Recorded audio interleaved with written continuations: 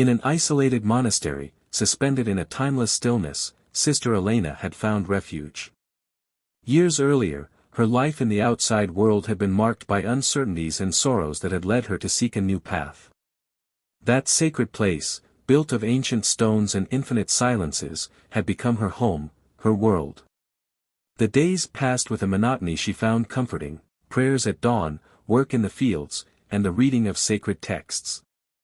There were no distractions, no room for doubts. But everything changed with the arrival of Marco.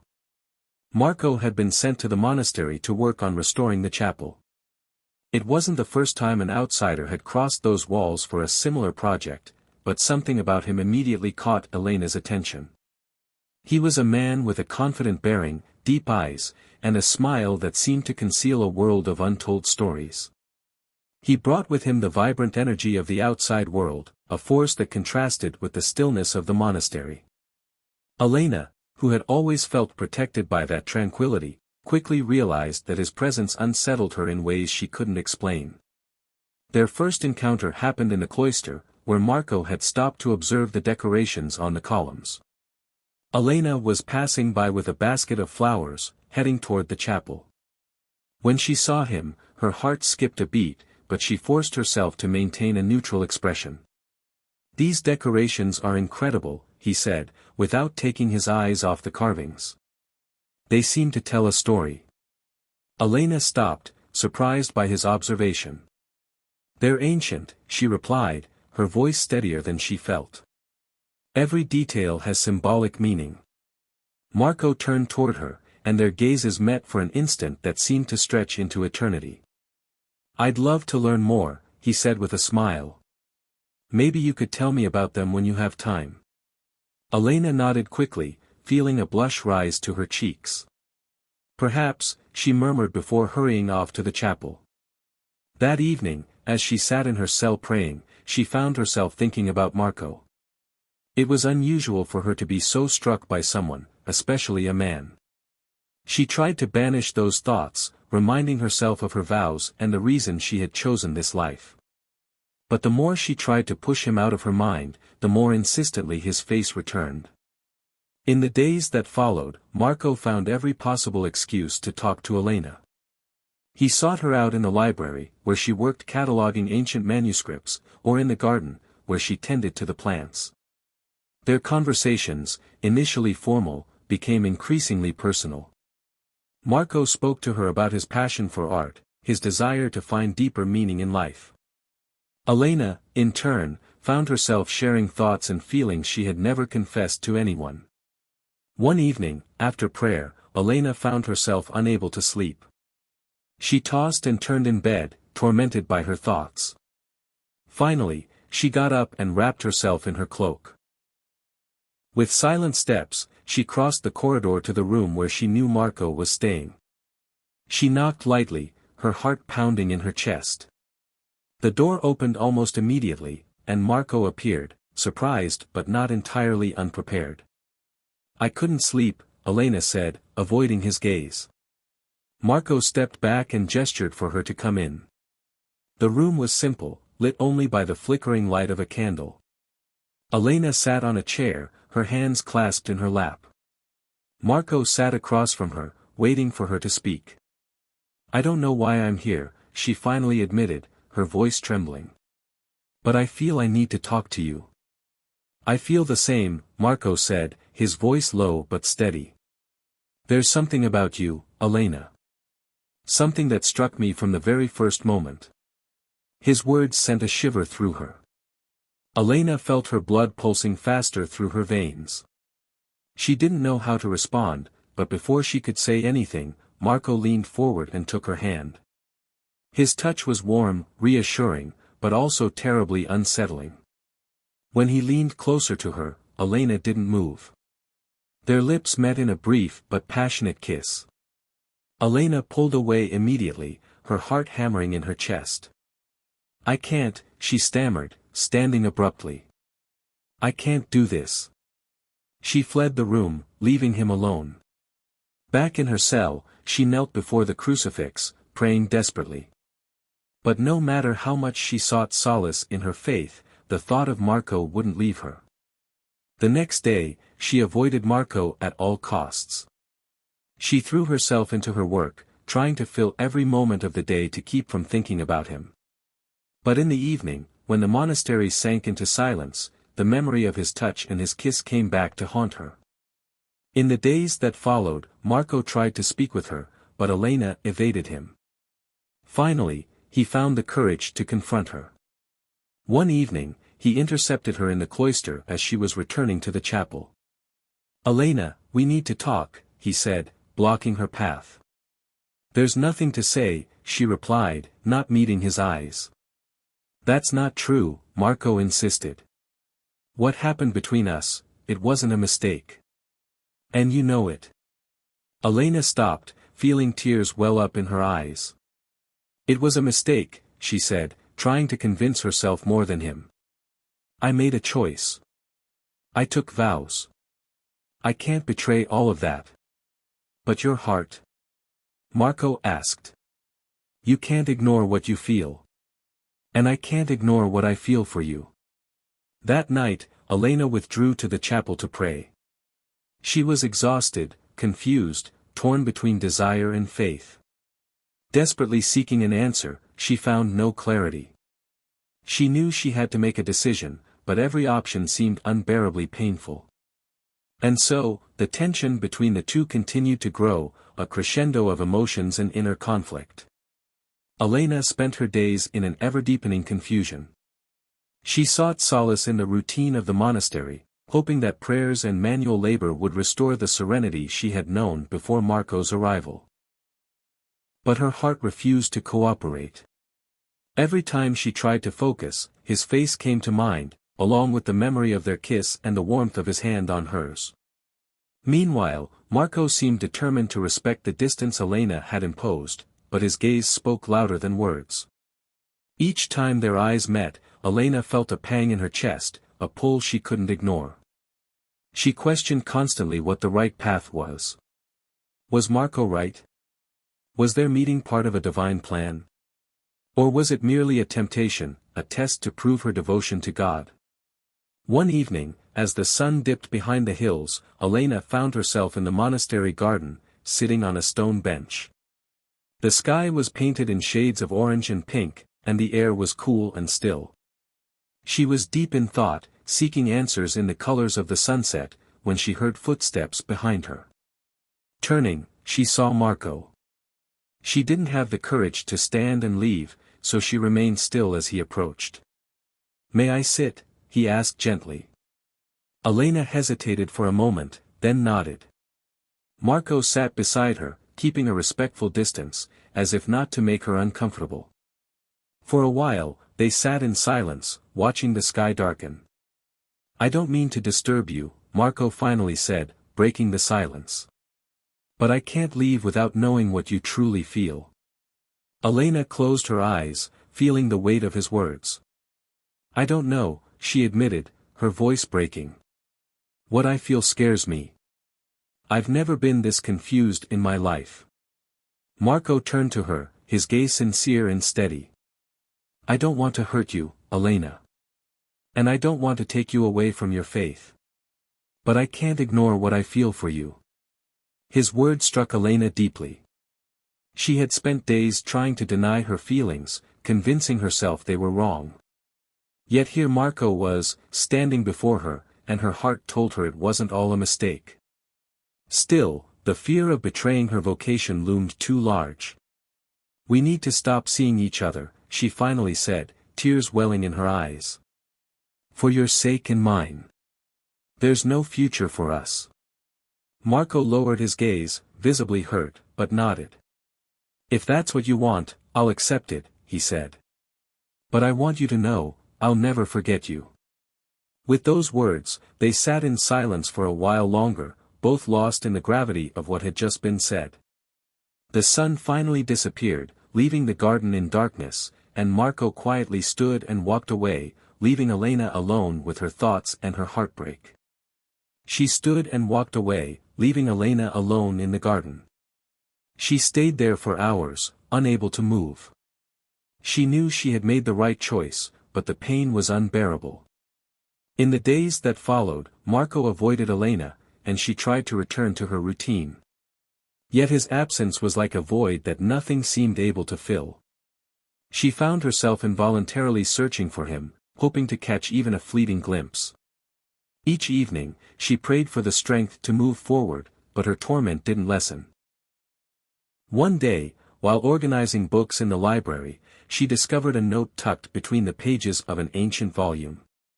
It was handwritten, and she immediately recognized Marco's familiar script. Elena. I will leave tomorrow. I cannot stay here knowing that my presence causes you pain. But I wanted to thank you. The time I've spent with you has changed me. You've shown me a side of myself I didn't know existed, and for that, I will always be grateful. I hope you find the peace you seek. Marco. Elena stood frozen, rereading the note over and over. She had known this departure was inevitable, but the thought of never seeing him again was unbearably painful. That evening, during prayer, she felt overwhelmed by emotion. She needed to speak with him, to say goodbye. With her heart in turmoil, she left the chapel and made her way to Marco's room. She knocked firmly, and he opened the door almost immediately. When he saw her, his face lit with surprise. Elena. He began, but she cut him off. I don't want you to leave without knowing something, she said, trying to steady her trembling voice. What happened between us? I'll never forget it. And even if we can't be together, I will always carry you with me. Marco gazed at her for a long moment, then stepped forward and embraced her.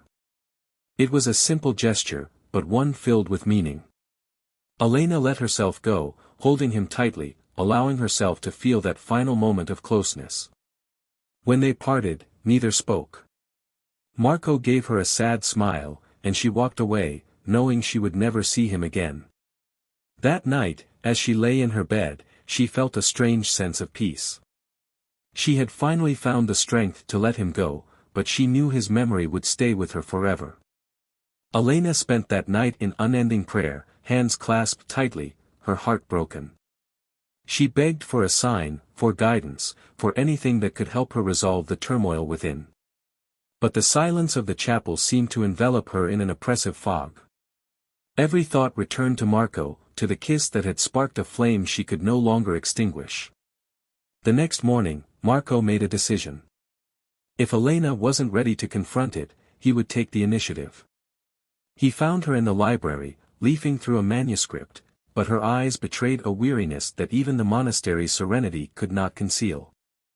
I need to talk to you, Marco said, firm yet respectful. Elena looked up, holding her breath for a moment. She knew she couldn't keep avoiding him forever. Not here, she whispered. Let's go to the cloister. Once outside, bathed in the soft afternoon light, Marco turned to her.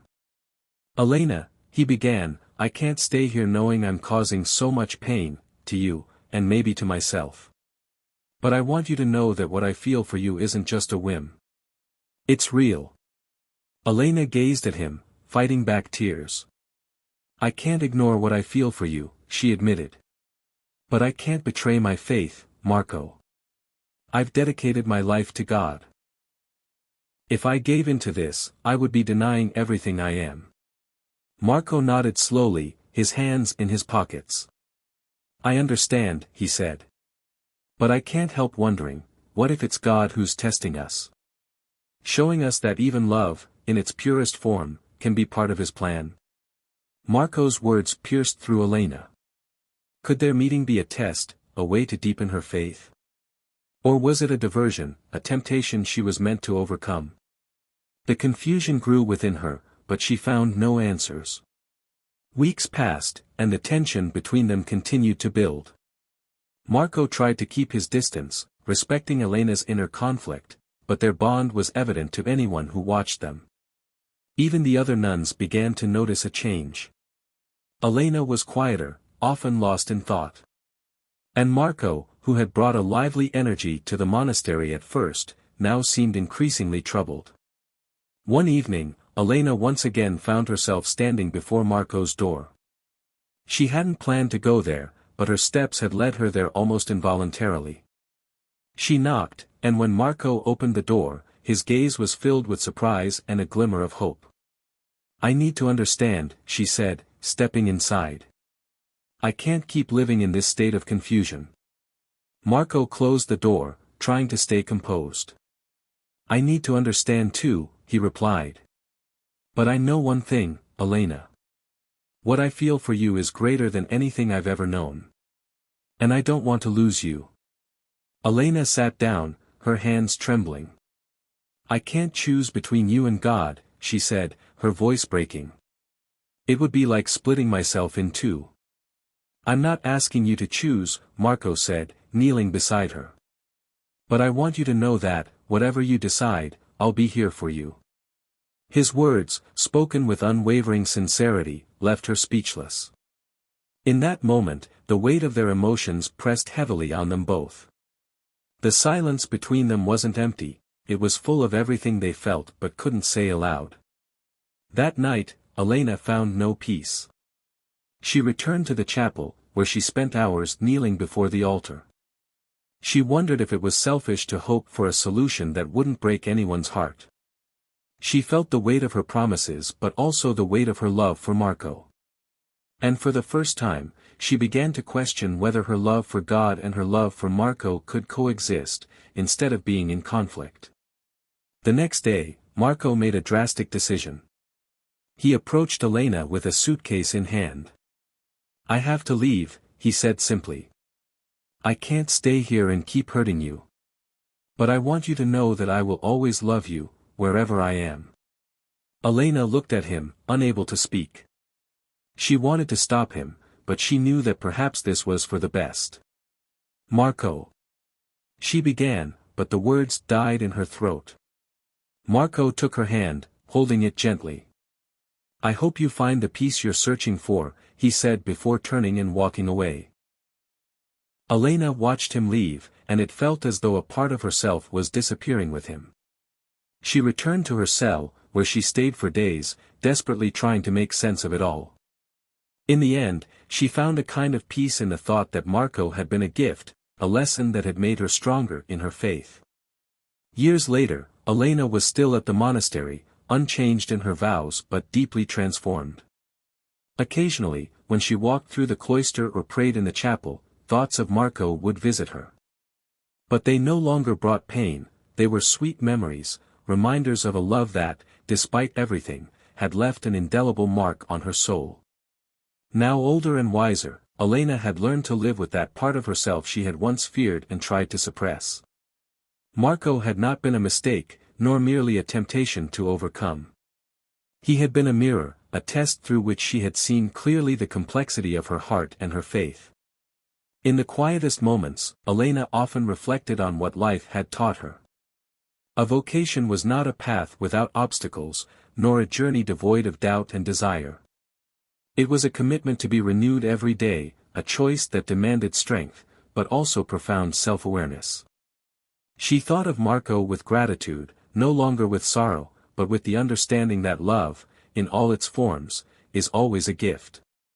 She had never seen him again, but she felt certain that, in some way, he had found his path, just as she had found hers. Perhaps God had intended their paths to cross not to entangle them but to strengthen them, to show them what truly mattered. As she walked through the cloister, with sunlight streaming through the columns and birdsong filling the air, Elena finally felt at peace.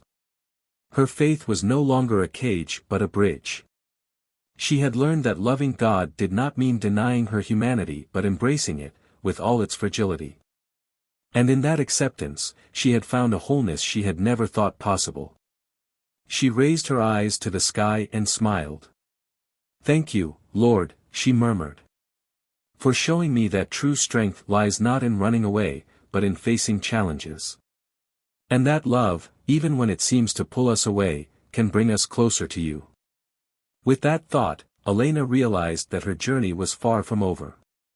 Life was still a mystery to uncover, a prayer to live, and a love to carry in her heart. And as the wind gently brushed through the cloister, she felt grateful, ready to embrace whatever God still had in store for her. What would you have done in Elena or Marco's place? Would you have followed your heart, risking a complete change in your life, or chosen to remain faithful to the path you had already embarked upon? Share your thoughts in the comments and let us know how you would navigate such a complex and emotionally charged situation. If this story moved you and made you reflect, give it a like to support us, and subscribe to the channel so you don't miss our next compelling, thought-provoking stories. Don't forget to turn on the notification bell to stay updated on our latest content.